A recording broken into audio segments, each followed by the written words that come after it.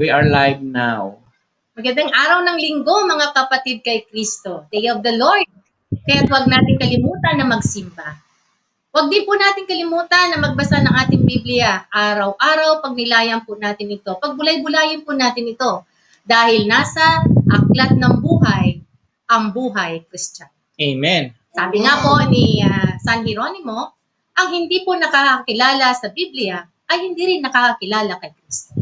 Carmen Menchi po ng Amen Catholic Charismatic Renewal International Ministry, Bukandala Chapter. Ako naman po si Brother Gilbert at ang kasama ko naman ay si Sister Elsa.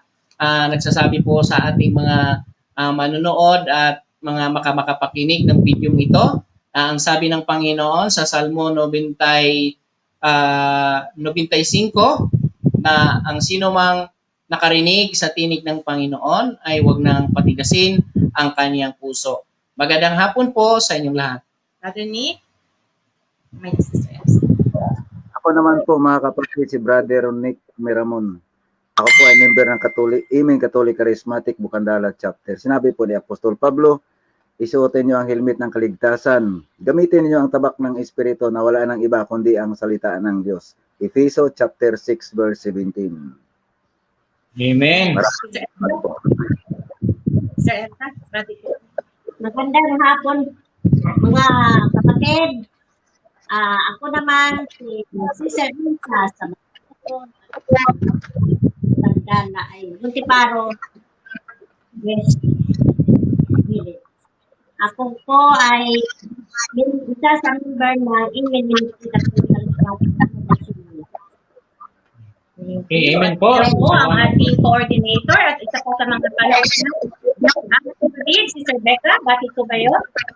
Ako po si Regina Tado, isa po sa charismatic sa Bukandala Chapter. Amen. Amen. Ano po ba? Sir Tina, bakit po kayo? Ako po, Sister Tina Naputo ng Dasma Vinyas Chapter. Amen. Amen. At yan po ang aming lingguhang Biblia Aral. So sa hapon pong ito, atin po ipagpapatuloy ang kwento tungkol po sa 12 tribo o 12 anak ni Jacob. At una po na nating tinalakay noong unang linggo ang dalawa sa mga anak ni Jacob na si Reuben at si Simeon. At ngayong hapon, atin pong tatalakayin ang ikatlong anak niya, si Levi, at ang ating isa pang anak na si Juda. Pero bago po yan, atin muna pong awitin ang Come Holy Spirit upang tayo po ay gabayan ng banal na Spirit. Come, Holy Spirit, we need you.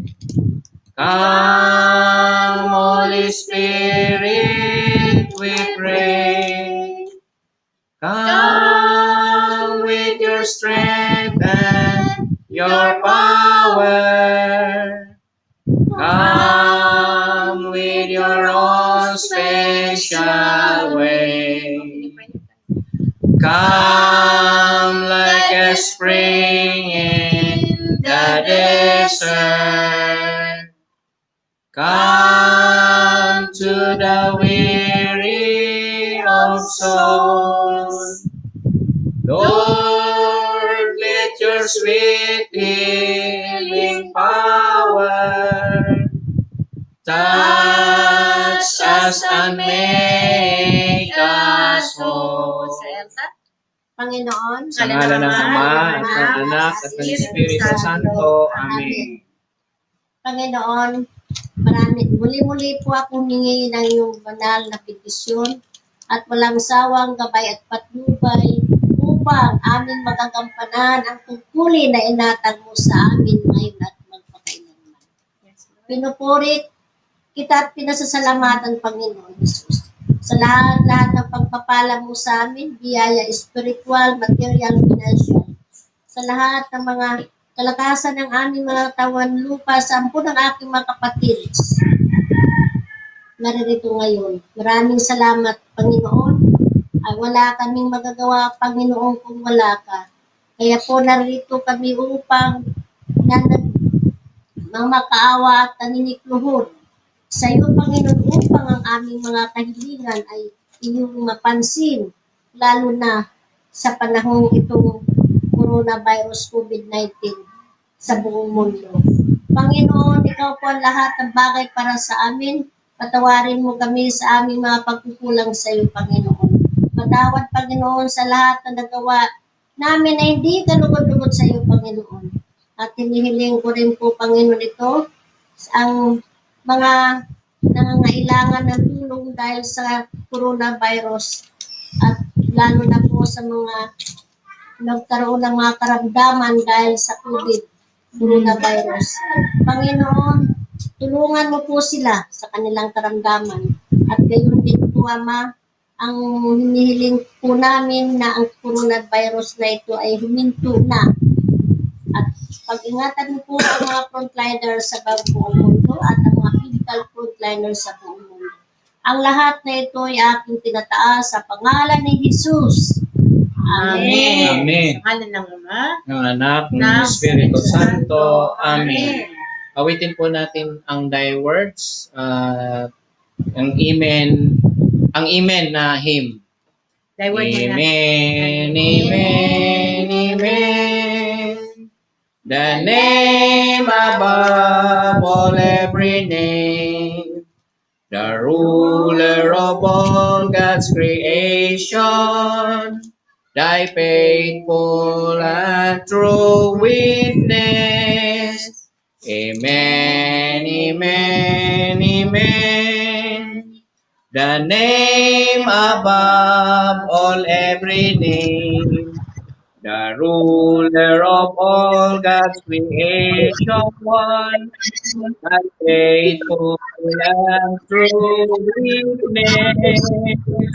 God attested us unto thee for the unity of Christ, established us and anointed in Christ for the glory of God. Amen, amen, amen. The name above all every name, the ruler of all God's creation, thy faithful and true witness, who hath also sealed and given us the earnest spirit in our hearts, is the fullness and the promises of God. We do believe in the greatest. Amen. Amen, amen, amen. Name above all every name, the ruler of all God's creation, by faithful and true witness. Amen, amen, amen. The name above all every name. The name above all every name. The name above all every name. Isara ko man ang langit at hindi na umulan. Utusan ko man ang mga balang upang salantain ang lupain ito. Magpadala man ako ng salot sa aking bayan. Ngunit kung ang bayan ito na nagtataglay ng aking kapangyarihan ay magpakumbaba, manalangin ako, hanapin ako at talikuran ng kanilang kasamaan. Papakinggan ko sila mula sa langit, patatwarin ko sila sa kanilang mga kasalanan, at muli kong pasasaganain ang kanilang lupain. Bantayan ko sila sa pakikinggan ko ang mga panalangin inaalay nila dito. Pinili ko at inoopol ang templong ito, at dito ako sasambahin magpakailanman. Lagi kong babantayan at mamahalin ang templong ito magpakailanman. Ang salita ng Diyos. Nick, kayo na po Panginoon, marami pong salamat sa iyong mga salita, mga pangako na iyong binigay sa amin. Pagpalain mo ang mabuting balita na aming pagsasaluhan ngayong hapon na ito mula sa Ebanghelyo ng linggong ito. Ang aming samot dalangin, ang iyong pag-ibig at pagmamahal ay inaalay namin sa pamamagitan na iyong anak na si Jesucristo, kasama ng banal na Espiritu Santo, magpasawalang hanggan. Amen. Awitin natin ang Thy Word. Thy Word is the lamp unto my feet and the light unto my path. Thy Word is the lamp unto my feet and the light unto my path. And the light unto my path. Nick. Ang mabuting balita ng Panginoon ayon kay San Juan. Papuri sa iyo, Panginoon.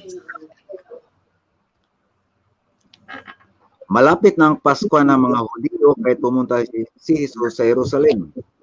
Nakita niya sa templo ang mga nagtitinda ng mga baka, tupa at kalapate at ang mga namamalit ng salapi.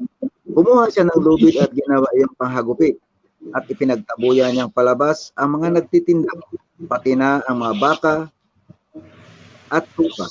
Isinabog niya ang salapi ng mga namamalit ng pira at ipinagtataob ang kanilang mga misa.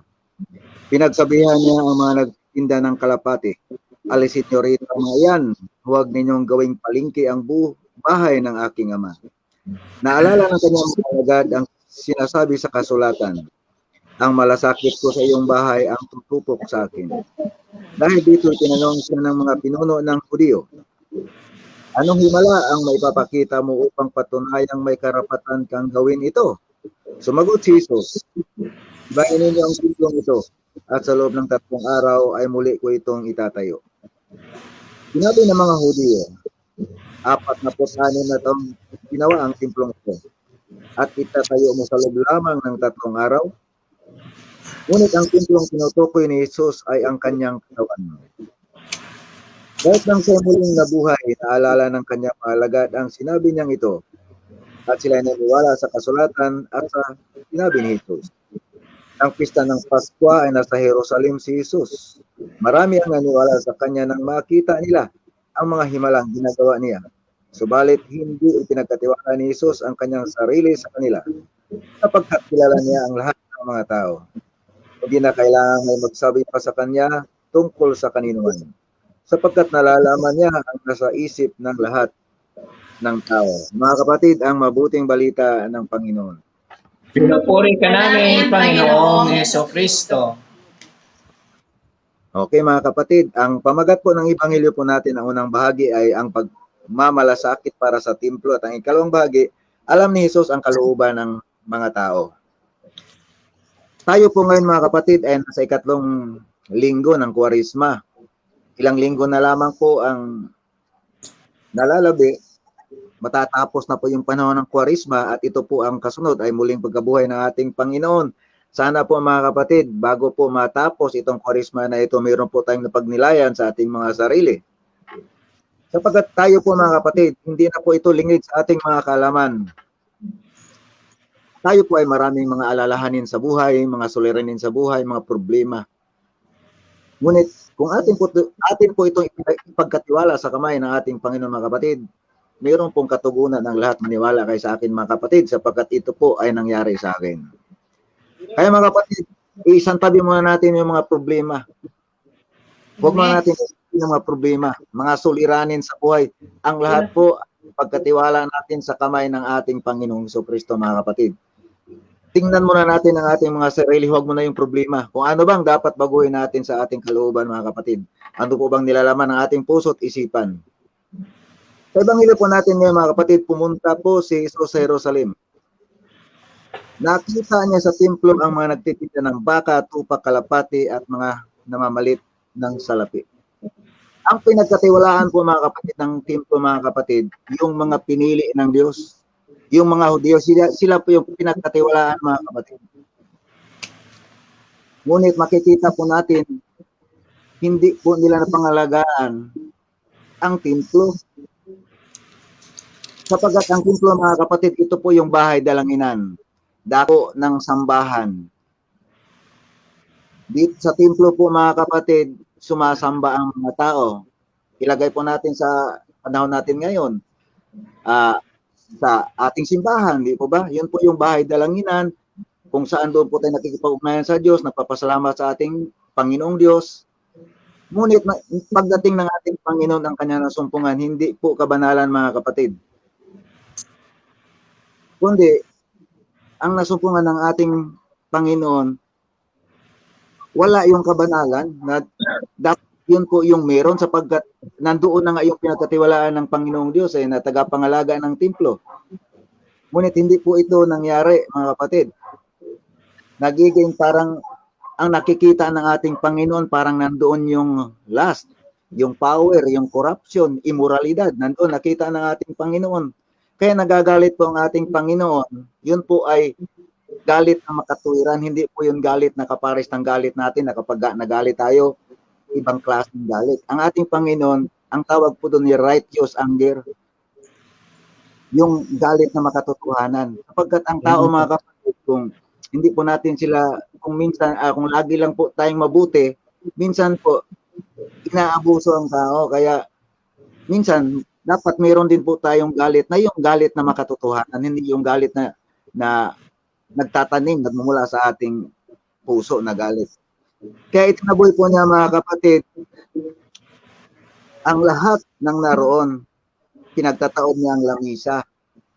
Sa makatuwid, mga kapatid, ang templo po sa Jerusalem nilinis ng ating Panginoong Jesucristo. At sinabi ng mga Hudyo, mga kapatid, anong himala ang maipapakita mo upang patunayan mo may karapatan kang gawin ito? Sinabi ng ating Panginoon, gibain ninyo ang templong ito at sa loob ng 3 araw ay muli ko itong itatayo. Ang templo po, mga kapatid, sinabi ng ating Panginoon, gigibain ninyo yung kanyang katawan. Ngunit ang isinagot po ng mga Hudyo, yung literal po na templo, yung sambahan, yung bato.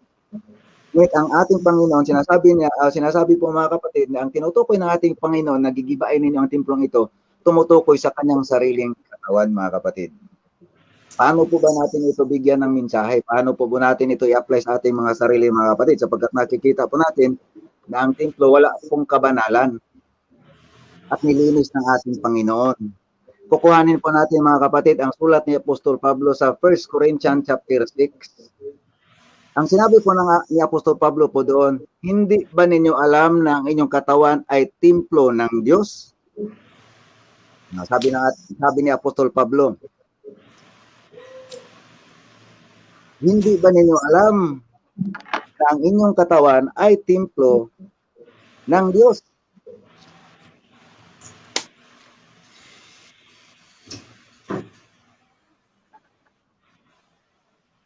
At ang katawan ay hindi para sa immoralidad.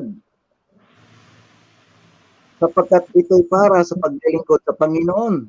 At ang Panginoon naman ang nag-aalaga sa katawan. Hindi pa ninyo alam na ang inyong mga katawan ay mga bahagi ng katawan ni Kristo? Pero ang pamagat po dito, mga kapatid, ipinapahayag po ni Apostol Pablo na ang ating katawan ay templo ng Diyos na pinapanahanahan ng Espiritu Santo. Ngayon, mga kapatid, sinabi po sa Ebanghelyo na ang tinutukoy ni Jesus na ating Panginoon, nagigibain ninyo ang templo, ang kanyang katawan. Ang reflection po natin, mga kapatid, pag nilayan po natin yung sinabi ni Apostol Pablo na ang katawan natin ay templo ng Diyos.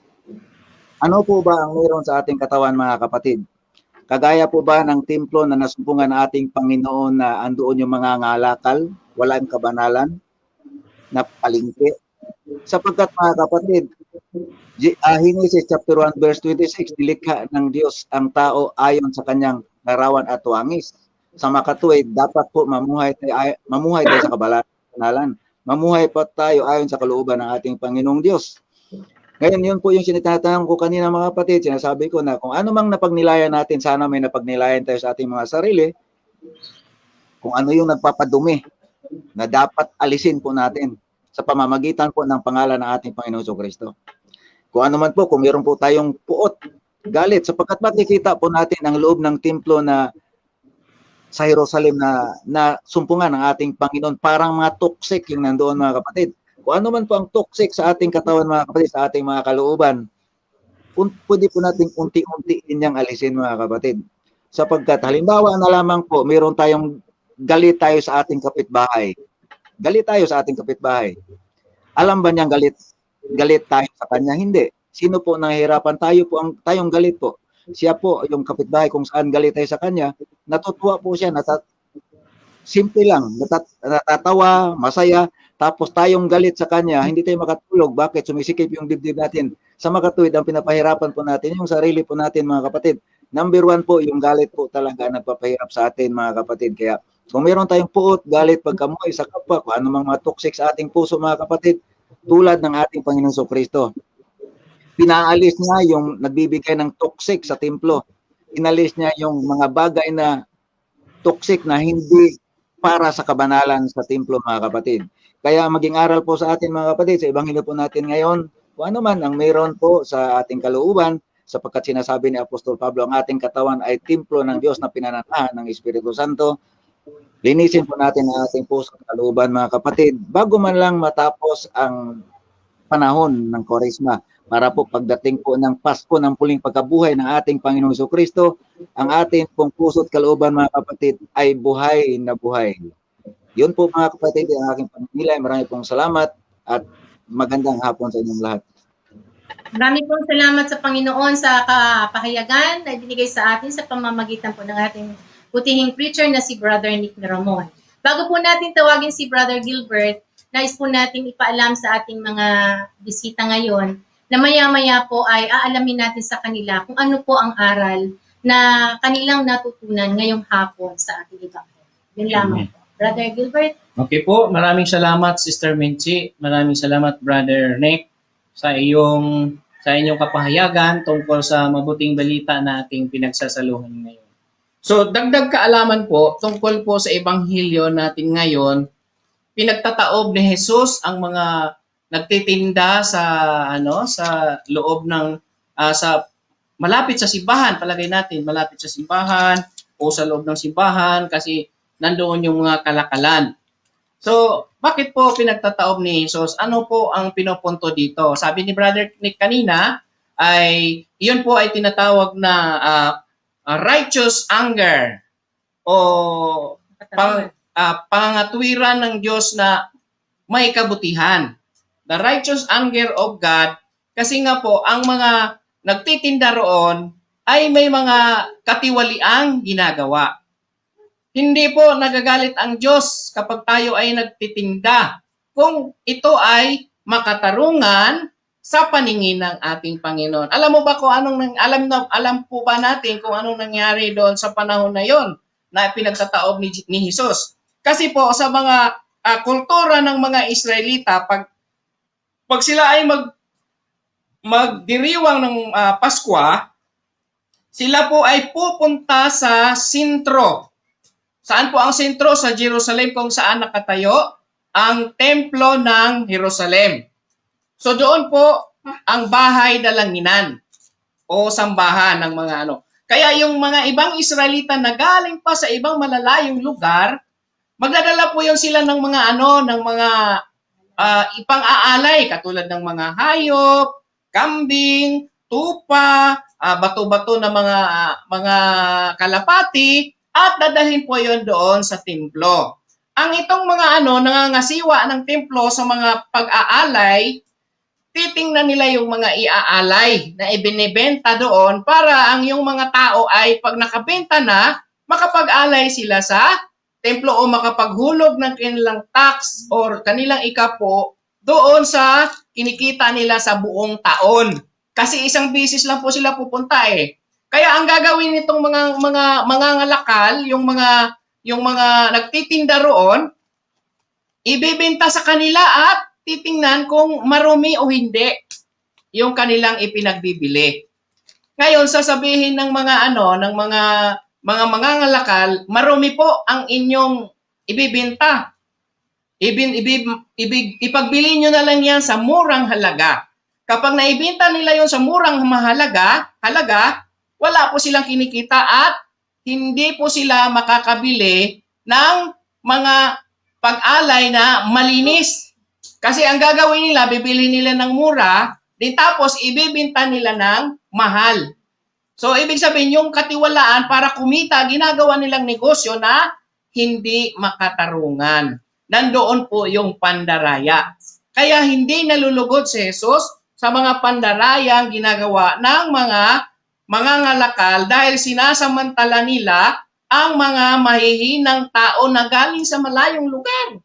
Ibig sabihin, yung mga dayuhan, mga dumayo doon para mag-alay, sinamantala nila, pinagkakitaan nila, at parang ipinapasa nila sa mga taong ito ang kahirapan, hindi na nakatulong. Instead na pupunta sila doon sa simbahan para mag-alay, para magpasalamat sa Diyos, hindi na maayos kasi mas lalo silang nahihirapan sa mga pinagagawa nito. Kaya dahil doon nakikita ni Jesus ang maling pamamalakad sa kultura ng mga Israelita doon sa pag-aalay sa templo. Kaya binigyan ito ng Diyos ng katuwiran at makatarungan at nilinis niya.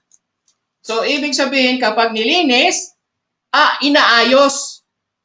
Kasi hindi na po pwede sa Panginoon ang mga bagay na hindi maayos kasi dumarating ang pagkakataon na hindi na uubra ang kumpuni-kumpuni lamang. Kailangan ng gibain at magtayo ng bago. Sa kamatayan ni Jesus at sa pinaghihiwatig niya sa sinabing paggiba, ang templong tuluyan na niyang giniba ay ang lumang kalagayan ng mga tao na alipin sa kasalanan. So giniba niya ang templo ng kasalanan at papalitan ng bagong templo, ang templo ng makadiyos na buhay. Sapagkat ang templong tuluyan ng giniba niya lamang kalagayan ng tao na alipin sa kasalanan. Tayo'y naging bagong templo ng Espiritu Santo, taglay ang kalayaan ng isang anak ng Diyos. Okay. Sa pagbabago sa sarili, hindi pwedeng kumpuni-kumpuni lamang.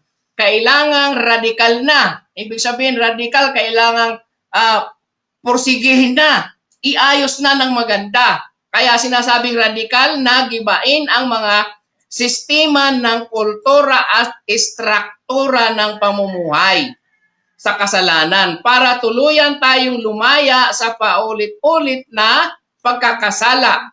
Kailangang mamatay sa sarili upang mamayani ang Diyos sa atin. Kaya ang tama yung sinabi ni brother kanina na ang templo, ang katawan natin ay templo ng Diyos na dapat linisin din. Linisin at alisin ang mga pagkakasala at palitan ng buhay ni Kristo. Paano natin ito gagawin sa pagdarasal? Kung tayo ay mananalangin, sabihin natin sa Panginoon, bigyan mo kami ng lakas at tapang na gibain ang puwersa ng kasalanan sa aming buhay. Ang puwersa daw ng kasalanan kailangang gibain at mapalitan ng buhay ni Kristo. Ano ang gagawin? Maging agresibo sa pagsugpo sa kasalanan. Kasi kung hinahayaan natin ang ating kasalanan na laging tumutokso sa atin, hindi tayo magtatagumpay. Kaya maging agresibo at sugpuin ang kasalanan. Magandang hapon po sa lahat. Marami pong salamat sa Panginoon sa muling kapahayagan, karagdagan, at marami po tayong natutunan na ibinaba ng Panginoon sa pamamagitan ng ating preacher na si Brother Gilbert. So ngayon po, tatanungin po natin sa ating mga panauhin, ano po ang isa o dalawang pangungusap lamang po na natutunan nila sa ating Ebanghelyo ngayon. Unahin po natin si Sister Becca. Sister Becca, ano po ang inyong natutunan? Opo, sa hapon ito. Ang natutunan ko sa ngayong Ebanghelyo na ito ay pagsisisi sa ating mga kasalanan. Dahil ngayon ay isang Kwaresma na. Okay. Yung ano ngayon, si Jesus ay napunta sa Jerusalem. Yun ang the fifth joyful mystery. It's the findings of the child Jesus in the temple.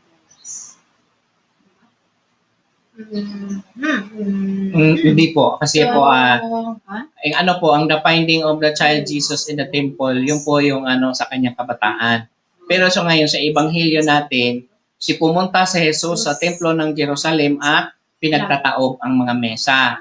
At yun po ay righteous anger kasi nagmalasakit siya sa templo ng ating Panginoon. So ano ang parte sa Ebanghelyong ito na natutunan mo para pwede mong gawin sa sariling buhay? okay, so sinagot niya na rin naman yan, brother. Ang sabi niya po ay ang pagsisisi. Isa yan sa Okay. mga nais niyang linisin sa kanyang katawan, sa kanyang kalooban, sa kanyang puso. Dahil naniniwala siya na ang ating katawan ay templo ng banal na Espiritu. So ang paraan po ng kanyang sa kanyang sarili ang pagsisisi na baguhin ang mga nagawa niyang pagkakamali. Maraming salamat, sister. Yes po. Salamat, Sister Becca. At ngayon naman po, Sister Tina, ano naman po ang inyong isa o dalawang pangungusap na natutunan ngayon po sa ating ibang po? Para sa akin, sa Ebanghelyo natin ngayon, malaki po ang aking natutunan tungkol po sa salita ng Panginoon Diyos. Tayo naman kasi bilang tao, padalos-dalos, kaya nung ginawa ng mga tao doon, sa unang kapanahunan, gusto po nila talagang kumita ng pera. Para po matustusan ang mga pangangailangan. Sa mali naman po na paraan, ginagawa nila. Ito naman po, ang ating Panginoon, hindi niya po ito kaya na makita sa isang tao. Kaya po siya nagsalita. Kasi pag hindi naman po siya nagsalita, hindi talaga alam ng tao na ang kanilang ginagawa ay mali na. Kaya, para sa akin, salamat ako sa narinig kong mabuting balita. Kasi, kagaya ng kabataan ko, wala akong sinusunod. Kundi sarili ko lang. Kaya, nagiging flagship po ako sa Panginoon namin. Panganay akong anak, masasabi natin, talagang gastos na gastos ko po ang mga magulang ko. Ayaw ko po matuto na gawa sa sarili ko. Asa ako. Hanggang natikman ko po ang parusa sa akin. Okay, so sister, thank you so much po, Sister Tina. At sinasabi po sa atin ng ating kapatid na si Sister Tina na hindi hinahayaan ng Panginoon ang masasamang pag-uugali. Dahil sabi nga ni Sister Tina, noon ay wala siyang kinikilala ko ng sarili niya lang. So yun ang nais na ipasalamat ni Sister Tina dahil sa kasalukuyan na narinig ang ating Ebanghelyo, ito po ay kanya nang i-apply sa kanyang sarili. Yung paglilinis ng kalooban. Di po ba, Sister Tina? Okay. So maraming po salamat at maya-maya lang po ating alamin sa ating coordinator kung ano naman po ang nais niyang narinig na iba na mensahe ng ating Panginoon. So para po sa akin, ang narinig ko ngayon, narinig ko na nais kong linisin ang aking spiritual na templo. Sabi nga, yung physical na temple ay yung talagang physical appearance ng ating simbahan. Sabi nga po kanina sa misa, na kung maaari po sana na ito iigalang natin, irespeto, hindi lamang kung maaari lang. Gawin po talaga natin itong templo ng ating Panginoon. Dahil ang ating Panginoon ay ang malinis na ating Diyos, malinis ang ating pinuntahan ng kanyang bahay, iiwanan din natin ito ng malinis. At ang ating spiritual naman pong templo, ang ating katawan. So para sa akin, anuman po ang mga karumihan na narito sa akin, unti-unti ko na pong tinatanggal. Unti-unti pa lang naman po dahil talaga pong mahirap naman po talagang itong biglain dahil hindi naman po tayo perpektong tao, kundi sa ating pagsisikap, mawala man lang po ang paunti-unti. Sa araw-araw na paggawa ko siguro po, Mauubos din yan. maubos po. Thank Amen. you po. Lord, salamat po sa ating mga aral na inyong Tama si Brother. So ngayon po, atin na pong ipagpatuloy ang ating paksa. Para po sa kaalaman ng ating mga bisita, ang ating pong tinatalakay ngayon ay ang angkan naman o mga anak ni Jacob. Dahil noong mga nakaraang araw, tinalakay natin po yung ating tatlong patriarka, yung ating tatay ng ating mga pananampalataya. Una na po dyan si Tatay Abraham, si Tatay Isaac, at ngayon naman po si Jacob. So natalakay na po natin ngayon, aalamin naman po natin ang kasaysayan ng pamilya ni Jacob. At napag-alaman po natin nga sa ating Biblia na 12 ang kanyang anak na lalaki. Lalaki ha, may anak din po na babae si Jacob. Subalit po, nung mga kapanahunan, ang mga Hudyo ay hindi kinikilala na makapangyarihan ang mga babae. Kaya yung mga lalaki lang po talaga ang nakatala. So, natalakay na po natin ang kasaysayan ni Reuben, ang kanyang panganay na anak sa una niyang asawang si Leah. At natalakay na din po natin ikalawang anak na si Simeon. At ngayon naman po nga ang ikatlo. So, ako po ang magbibigay ng kaunting kaalaman tungkol sa kasaysayan ni Levi. So, si Levi po ang ikatlong anak ni Jacob sa kanyang unang asawang si Leah. So, ito po si Levi. Ito po ay binigyan ng kahulugan na lalong mapapalapit na sa akin ang aking asawa dahil 3 na ang aking anak. So, yun na po. Kaya binigyan niya ng pangalang Levi. Po.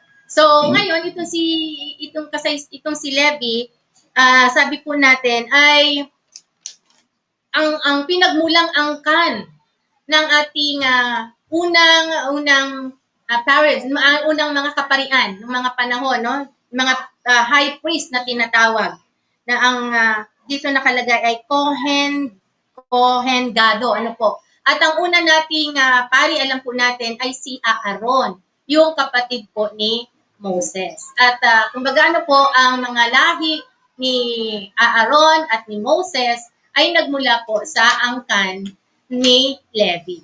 So maliban po dyan, nagmula din po ang descendants ni Miriam, ni Samuel, ni Ezekiel, ni Esron, at ni Malakay. So, ang mga angkan po na yan ay galing po sa angkan ni Levi. So, sinasabi rin po na sa kasaysayan, nagkaroon po ng 3 anak itong lalaki. May anak din pong babae. So, sabi ko nga po, ang babae ay hindi binibigyan ng pansin. So, nagkaroon din ng 3 anak itong si Levi, si Gerson, si Kohat, at si Merari. At ang kanyang anak na babae na si Jochebed. So, iyan po ang kanyang mga naging anak. Ngayon po, sinasabi din po sa ating banal na kasulatan na ito po si angkan o tribo ng Levi, mga Levites, ay hindi po binigyan ng pagkakataon na mag-angkin ng kalupaan o territory dahil po sa unang-una, dahil nga po sila ang kanilang tungkulin ay para po sa pagpapalawak o pagpapaalam tungkol sa ating Panginoon. So kung sila po ay bibigyan ng lupa para sakahan, mawawalan po sila ng panahon para po pangalagaan ang templo. Kaya po hindi sila binigyan ng parte ng lupa para bungkalin. Ngayon, paano naman po sila kikita? So kung sila naman po ay walang mga lupang binubungkal. So ito po mga ibang tribo na binigyan binigyan ng Panginoon ng mga pagkakataon na bungkalin, maging pag-aari nilang mga lupa. Kung ano man po ang kanilang mga naaani o produkto na nakukuha, kinakailangan po magbigay sila sa templo. Ayan, para po sa mga high priest na nagpapahayag ng salita ng Diyos. So dito po nagsimula yung pagkakaroon natin ng mga tithes. Ayan. So kaya kung tayo po ngayon ay may mga tinatawag na, ano po ang title sa Tagalog? Kapo. Ikapo. Ito po ay nagmula noon pa. Dahil nga po, ang ating, kung ating titingnan po, ang ating mga kaparian ngayon sa kasalukuyan, wala naman po silang natatanggap na sweldo. Di po ba? So, paano sila nagkakaroon ng mga gastusin? Galing po yan sa mga tithes, sa mga alay ng mga tao, na ito naman po ay ginagamit para sa ating simbahan. So, doon po nagsimula yung mga tithes sa panahon po ng ating kanununuang si Levi. Ngayon po, sa kasaysayan, sinasabi po na hindi naging maganda yung pagtingin ni Jacob sa kanyang anak nitong si Levi dahil po kasama siya ng kanyang kapatid na si Simeon. Magkasama po silang dalawa. Naalala niyo po kung kayo po ay nagbabasa ng Biblia, nasabi nga ng isang pare ng hindi naman, sila po ang dalawa ang nanguna sa pagpatay doon sa nanggahasa sa kanilang kapatid na si Dina. Di po ba? So, kaya po parang hindi naging maganda ang tingin ni Jacob sa kanyang anak nitong si Levi. Pero po yun nga po ang ating kasaysayan na ito pong tribo ng Levi, mga Levites, ang pinagmulan ng ating mga kaparian. Yun lamang po at magandang hapon sa atin. Okay, maraming salamat Sister Menchi sa iyong kapahayagan tungkol sa anak ng ating ninuno na si Jacob, ang kanyang anak na si Levi na pinagmulan ng mga Levites or mga high priest ng ating Israel noong kapanahunan ng mga pagkakataon. Okay po, ngayon po ay dako naman po tayo sa isa nating kapatid na si Brother Nick, ang kanyang pagpapahayag tungkol sa isa namang lipi ng mga angkan ni Jacob na si Huda. Brother Nick? Okay, maraming salamat. Ako natutuwa, brother. Mga sister, natutuwa ako. Hindi ko alam, basta galak na galak ang aking kalooban. Yes, Lord! Amen! Amen. Amen po! Okay. Ang ating pong tatalakay, mga kapatid, ay ang pang-apat na anak ni Jacob kay Leah. Yun po si Huda.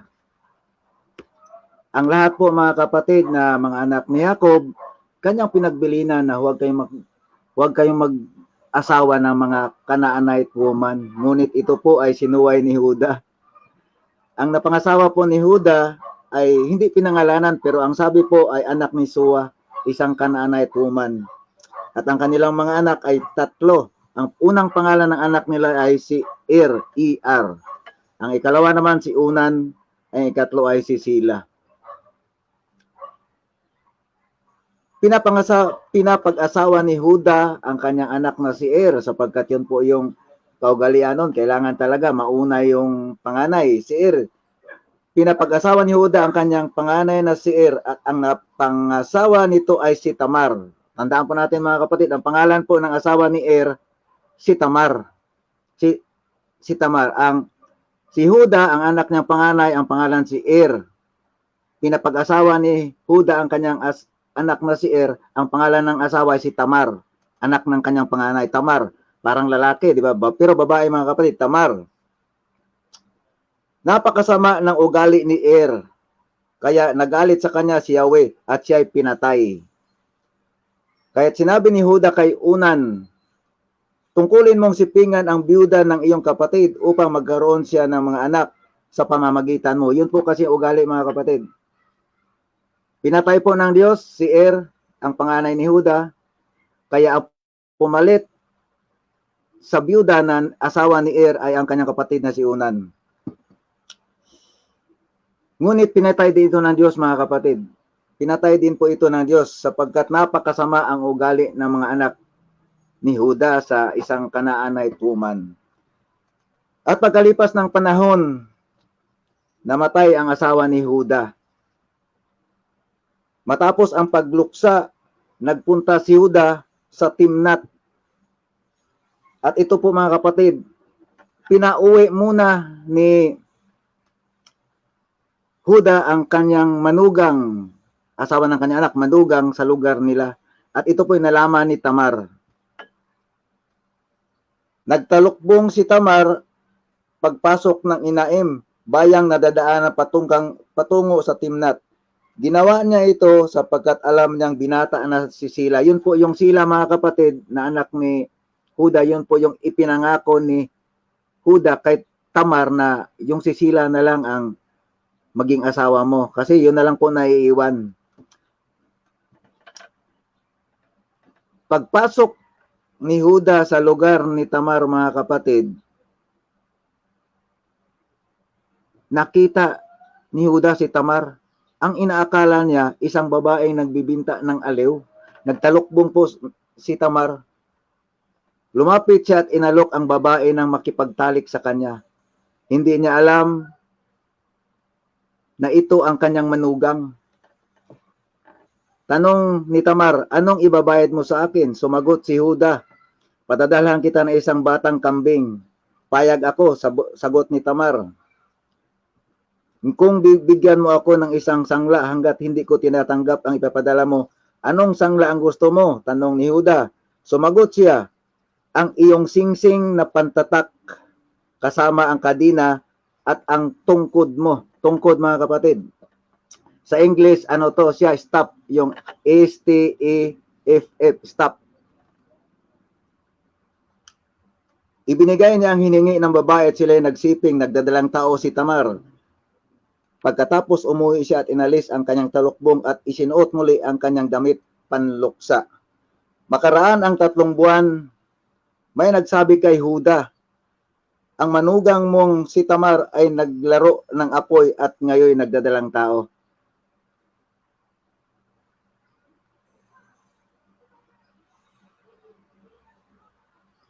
Sabi ni Huda, ilabas ninyo siya at sunugin sapagkat ganon po, mga kapatid, nung kapanahunan. Ang babae pag nagkamali, nagkasala, susunugin. Habang siya kinaladkad na palabas, ipinasabi niya sa kanyang biyanan, ang may-ari ng mga ito, ang ama ng aking dinadala. Tingnan mo kung kanino ang singsing, kadina at tungkod. Mga kapatid, makikita po natin dito na ang manugang ni Huda na naging asawa ng 2 anak niya, ang akala niya nagbibinta ng aliw. Nasipingan po ni Huda, mga kapatid, si Tamar, na asawa ng kanyang 2 anak. Nagdadalang tao po ito, mga kapatid, kambal. At ang pangalan po ng una ng kambal ay si Fares at si Sarah. Sabi nung kumadrona, ano't nakipagsiksikan kang palabas dahil dito Fares ang ipinangalan sa bata. Ang sanggol na may taling pulang sinulit, ang huling niluwal at ito'y pinangalan ng Sarah. Yan, titingnan po natin, mga kapatid. Kaya nga po ito, makikita po natin si Huda, bakit siya nagiging pangunahin sa 12 lipi ng Israel? Kung titingnan po natin ang umpisa ng kanyang buhay, mga kapatid, sumuway po siya sa kanyang ama na si Jacob. At ang kasunod po, mga kapatid, ang nasipingan niyang babae, yung kanyang manugang. At nagbunga po ito ng 2 sanggol.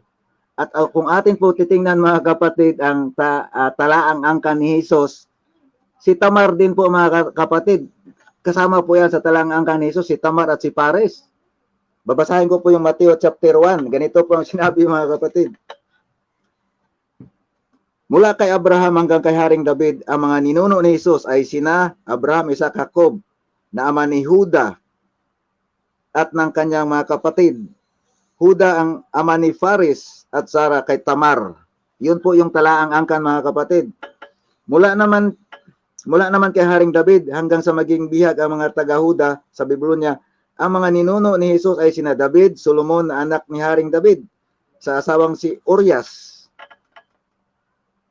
At pagkatapos na sila maging bihag sa Babylonia hanggang sa ipinganak si Jesus, ang mga ninuno niya ay sina Hikunias, Salatiel, Zerubabel, Abiud, Eliakim, Asor, Sadok, Akim, Eliud, Elisar, Matan, Jacob at si Jose na asawa ni Maria, si Maria ang ina ni Jesus. Makikita po natin, mga kapatid, na ang nagiging talang angkan ni Jesus, si Jesus po ay mula sa lipi ni Huda. At ang naging asawa ni Huda, yung Canaanite na woman. Ang naging anak po nila 3, pero hindi doon nagmula ang talang angkan ni Jesus, kundi doon sa kay Tamar na manugang ni Huda na sinipingan ni Huda na nagkaanak ng sanggol, dalawang kambal. Kaya mga kapatid, paano nangyari na sabi nga nila, kung titingnan daw natin yung tinatawag na human point of view, hindi talaga karapat-dapat si Huda sa 12 lipi ng Israel kung yung paningin lang, yung opinion ng mga tao. Ang karapat-dapat daw talaga sa 12 lipi ng Israel, wala nang iba kundi si Jose. Pero bakit si Huda? Yun yung tanong nila. Klarong-klaro na po mga kapatid na hindi po tinitingnan ng Diyos kung ano man yung ating kalooban. Kundi ang tinitingnan po ng ating Panginoon mga kapatid, kung papaano ka sumunod magbalik loob sa Kanya, yung tinatawag na yung grace of God. Ang grasya kasi ng Panginoong Diyos mga kapatid, walang hangganan po. Hindi po katulad ng tao na mayroon pong hangganan. Kaya makikita po natin mga kapatid, una, bago po nag-asawa si Huda, ibininta pa nga niya si Jose sa isang Midianita. Ibininta niya si Jose. Pangalawa, nilinlang niya ang kanyang amang si Jacob.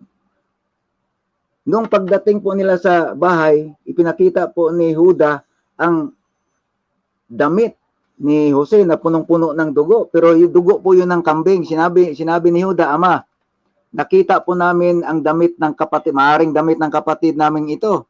Nilapa po siya ng mabangis na hayop. Nilinlang po niya ang kanyang ama. Sa mahabang panahon po, nagluksa po ang kanyang ama. Bakit po ano pong meron? Ano pong kay Huda? Meron po siyang tinatawag na confession. Nagko-confess po siya mga kapatid sa marunong po siya mag-amin. Ito po kasi mga kapatid, ito po. Inamin niya mismo yung tungkol kay Tamar. Ito, Genesis chapter 38 verse 26, sabi niya, nakilala ni Huda ang iniwan niyang sangla doon kay Tamar na tungkod. Kaya sinabi niya, wala siyang kasalanan. Inamin niya yung kasalanan. Wala siyang kasalanan. Ako ang nagkulang. Dapat sana ipakasal ko siya kay Sila. Sa makatuwid, lumabas po dito mga kapatid na ang kahinaan ni Huda. Kasi nga po, ang akala niya kay Tamar, nagbibinta ng panandaliang aliw, inalok niya ito, hindi niya alam na magulang. Inamin niya sa sarili niya na siya yung may kahinaan mga kapatid. At nung makita po natin, maalala po natin nung panahon na pinapapunta po ang buong pamilya ni Jacob sa Ehipto, kasi nagugutom na po yung mga taga-Kanaan, hindi nila alam na si Jose pala yung tagapamahala ng paraon. Pinadalhan po sila ng maraming trigo. Tapos, nakilala po ni Jose ang kanyang mga kapatid. Sinabi ni Jose sa mga kawal nila, ilagay mo yung kupa doon sa pinakabunso, kay Benjamin. Kasi gusto po ni Jose na hindi nababalik ng pananiniguro si Jose kasi mahal na mahal niya yung kanyang kapatid na si Benjamin. Ilagay mo yung kupa doon sa sakon ng pinakabunso doon kay Benjamin. Ganito po mga kapatid, inutusan ni Jose ang kanyang katiwala, punuin mo ang trigo, ang kanilang mga sako at bago mo isara, ilagay mo ang salaping ibinayad at yung kupa. Pagdating po sa verse 10 mga kapatid, kung kanino makita ang kupa, siya ang gagawing alipin, makalaya na ang iba. Yun ang sabi ng kawal mga kapatid. Pero nag-step forward po si Huda. Sabi ni Huda, pwede bang pauwiin mo na ang aking kapatid, ang aming mga kapatid? Kung si Benjamin gawin ninyong alipin, ako na lang ang gawin ninyong alipin. Sinabi niya, kung nag-step forward po siya, kumbaga saan parang Christ-like. Nag-step forward para masagip po yung si Benjamin doon sa pagkaalipin. At makikita po natin mga kapatid dito sa chapter 49, nung panahon po na ipinapahayag po ni Jacob ang magiging sa kanyang mga anak, sinabi ng Diyos sa 12, pakinggan ninyo ang inyong ama na si Jacob. Ganito po ang sinabi ni Jacob sa kanyang ama. Ikaw naman Huda, ay papupurihan ninyo niyong mga anak ng inamong mahal. Hawak mo sa liig ang iyong kaaway. Lahat mong kapatid sa'yo'y gagalang, mabangis na leon ang iyong larawan. muling nagkukubli matapos pumatay. Ang tulad ni Huday, liyong naghihimlay, walang mga ngas lumapit sinuman. Sitrong sagisag ng lakas at kapangyarihan, sa kanya'y kailanman hindi lilisan. Mga bansay sa kanya'y magkakaloob, mga angkan sa kanya'y maglilingkod. Batang asno niya doon natatali sa puno ng ubas na tanging pinili. Magadamit niya doon nilalabhan sa alak ng ubas na lubhang matapang. Matay na mumula dahilan sa alak. Ngipin pumuputi sa inuming gatas. Makikita po natin mga kapatid, saganang-sagana po ang bansang Huda mga kapatid. At atin pong titingnan itong tinatawag na scepter staff, yung bang tungkod ni Huda. Tungkod ni Huda na sinabi. Yung tungkod ni Huda na ibinigay niya doon kay Tamar.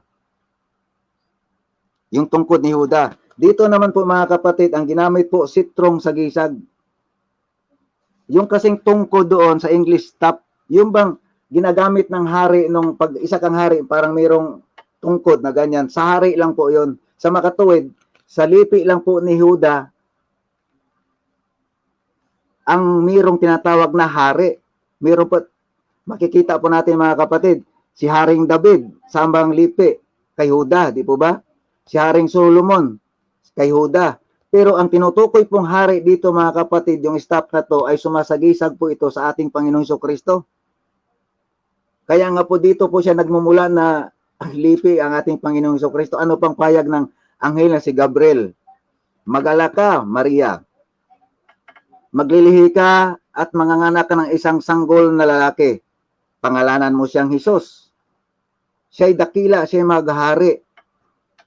Ibibigay sa kanya ng Panginoong Diyos ang trono ng kanyang amang si David at siya'y maghahari sa angkan ni Jacob at ang kanyang paghahari walang katapusan. Yun po yung sabi. Kaya yung sitrong sagisag mga kapatid, yung ginagamit ng mga hari, di ba meron silang hinawakan na kulay pula na kamay parang tungkod? Sumasagisag po yun sa ating Panginoong Jesucristo sapagkat sa 12 lipi ng ating ni Huda, tanging 12 lipi ni Jacob, tanging si Huda lang po mga kapatid ay mayroong tinatawag na sitrong sagisag na ang tumutukoy po ito mga kapatid sa authority and sovereignty. Ito, tumutukoy po ito sa ating Panginoong Jesucristo. Kaya ito po tayo magtataka mga kapatid, ang pinanggalingan pong talaang angka ng ating Panginoong Jesucristo ay hindi po banal, kundi puro po mga kasalanan mga kapatid. Lahat po na pinanggalingan mula kay Abraham hanggang sa ating Panginoong Jesucristo. Tanging ang ating Panginoong Jesucristo lang po mga kapatid ang divine. Walang dungis. Lahat po, yung lineage po ng ating Panginoong Jesucristo, puro po yung mga kasalanan mga kapatid. Kaya nga po mga kapatid, ang nakikita ko po dito sa ni Huda, hindi po yung kanyang nagawa. Kaya sa pinagpala ng ating Panginoong Diyos, kundi yung kanyang pag-amin, yung kanyang madali siyang umamin, madali siyang mag-confess na ako yung may kasalanan. Halimbawa may nakita po siya na, lalo na po si Binamay na gustong alipinin, nag-step forward po siya, ako na lang, parang si Kristo ba, yung sinasagip yung tao. Kayon po yung nakita kong aral mga kapatid, sa lipi po ni Huda. Maraming salamat po at magandang gabi sa inyong lahat mga kapatid.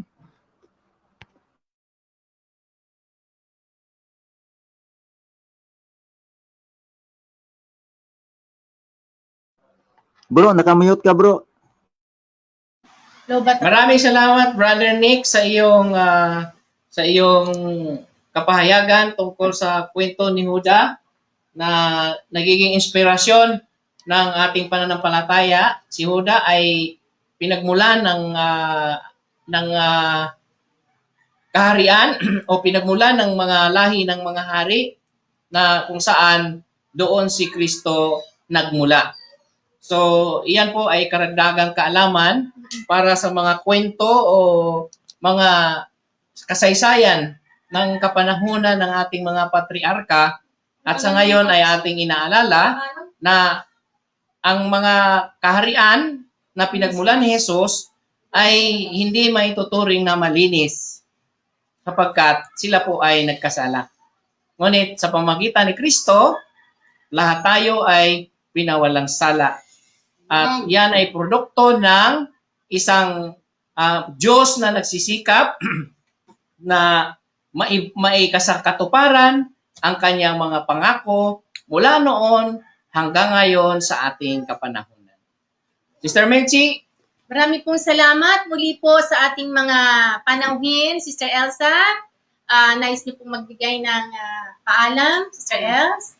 Okay, at Sister Becca and Sister Tina, marami pong salamat sa inyong pagtanggap ng aming paanyaya na makasama ka namin dito. So, Brother Gilbert, nais niyo na pong magpaalam? okay, tayo po ay magpaalam at ating pong dasalin ang panalangin para sa ating pagtatapos sa ating gawain. At ang ating pong ipagpipray ngayon, isama po natin sa ating dalangin ang kaligtasan ng mga taong naharap sa mahigpit na pagsubok at ang mga taong tinurukan ng mga vaccine ay magkaroon ng magandang resulta para sa kaluwalhatian ng ating Panginoon. At andin pong isama sa panalangin na ang mga gawain ng makadiyos ay patuloy na sumapahimpapawid upang ang lahat ng makarinig, makakita at makapag-share, makapagbahagi ay magkaroon ng katuparan sa kanila ang salita ng Diyos. At salo sa ating mga pamilya, harinawa tayo ay bibigyan ng ibayo pang pagpapala ng Diyos, spiritually, materially, at financially. At atin pong dasalin ang Ama namin. Ama namin, sumasalangit ka, sambahin ang ngalan mo, mapasa amin ang kaharian mo, sundin ang loob mo dito sa lupa, para sa langit. Bigyan mo po kami ngayon ng aming kakanin sa araw-araw. Patawarin mo kami sa aming mga sala, para nagpapatawad kami sa mga nagkakasala sa amin, at huwag mo kaming ipahintulot sa tukso, at iadya mo kami sa lahat ng masama. Sapagkat sa iyo ang kaharian, kapangyarihan, at kapurihan, magpakailanman. Amen. Mahal na Virgin Maria, patuloy mo po kami ipanalangin sa iyong anak na si Jesus, at bigyan mo po kami palagi ng maternal mong proteksyon upang hindi kami magambala ng aming mga kaaway, at patuloy kami palalakasin sa aming pananalig at pananampalataya. Aba, Ginoong Maria, napupuno ka ng grasya, ang Panginoong Diyos ay sumasayo. Bukod kang pinagpala sa babaeng lahat, at pinagpala naman ang iyong anak na si Jesus. Santa Maria, ina ng Diyos, panalangin mo kami na kung mamatay. Para sa intensyon ng ating Santong Papa, luwalhati sa Ama, sa Anak, at sa Espiritu Santo, Paano sa una ngayon, Kailanman magpatunanggan. awit ng pastol. Si Yahweh ang aking pastol, hindi ako magkukulang. Ako'y pinahimlay niya sa mainam na pastulan, at inakay ako sa tahimik na batisan. Binibigyan ako niyong bagong kalakasan, at sangayon sa pangako na kanyang binitiwan. Sa mabuting landasin doon ako inaakay. Kahit ang mga daang iyon ay tumatahak sa karimlan, hindi ako matatakot pagkat siya ay kaagapay. Ang tungkod mo't pamalo, gabay ko at sanggalang. Sa harapan ng lingkod mo, ikaw ay may handang dulang. Ito ay iyong ginagawang nakikita ng kaaway. Nalulugod ka sa akin na ang ulo ko ay langisan. Pati ang saro ko'y iyong pinaapaw. Tunay nga ang iyong pag-ibig at ang iyong kabutihan. Sa akin tataglayin ko habang ako'y nabubuhay. Doon ako sa templo mo, lalagi at mananahan. Sa ngalan ng Ama at ng Anak at ng Espiritu Santo. Amen. Paalam na, Brother Nick. Okay, maraming salamat sa inyo. Salamat sa inyo lahat, mga kapatid. Maraming salamat sa inyong pakikinig sa amin. Nawa po tayong lahat ay pagpalain at gabayan ng ating Panginoong Diyos habang tayo po naglalakbay sa mundong ito. Amen. Amen. Amen. At sa susunod pong linggo, muli po nating tatalakayan ang iba pang anak ng ating kapatid na si Hako. Maraming po salamat. Magkita muli po tayo sa Sunday, the same time. At nawa po, marami po tayo maimbita pa sa ating gawain. Thank you Amen. po and good night po. God bless. Paalam.